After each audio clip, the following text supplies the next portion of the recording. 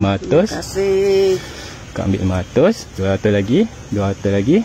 100. 100. Kat satu lagi. Makcik satu lagi. Kat satu lagi. Makcik satu lagi. You will arrive at your destination. Kembalikan meja ke tempat yang asal. Assalamualaikum bang.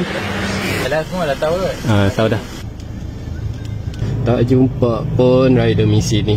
Kat mana hampa semua Tapi order hampa tinggi. Tak nampak lagi ni misi. Mana misi ni?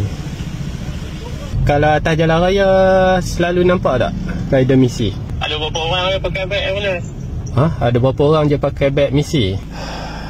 Patutlah tak nampak rider misi kat Langkawi. Mana ujian yang Tuhan beri, semua dugaan cuba aku tempuhi. Aku tahu susah jatuh bangun, tetap ku coba. Mungkin ada sinar bercahaya di Boleh pick up barang sini ya? Ni atas nama bangsa bertauhid. Barang besar-besar. Ni Okey.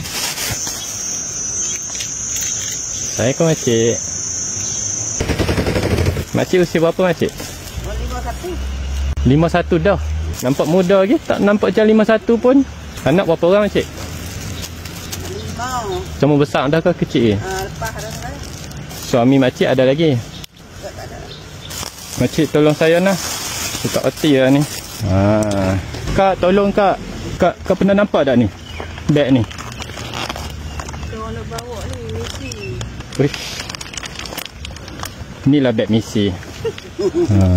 Sewa rumah tak bayar lagi bulan ni.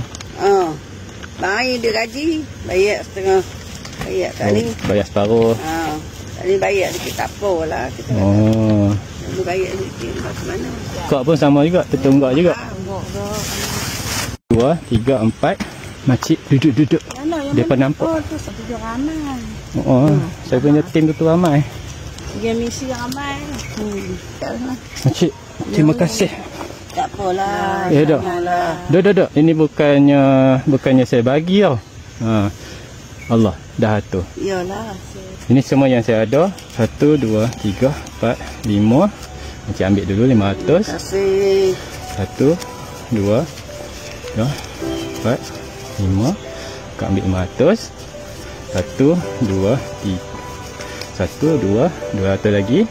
1, 2, 200 lagi. 1, 100. 100. Sekejap. Ada lagi.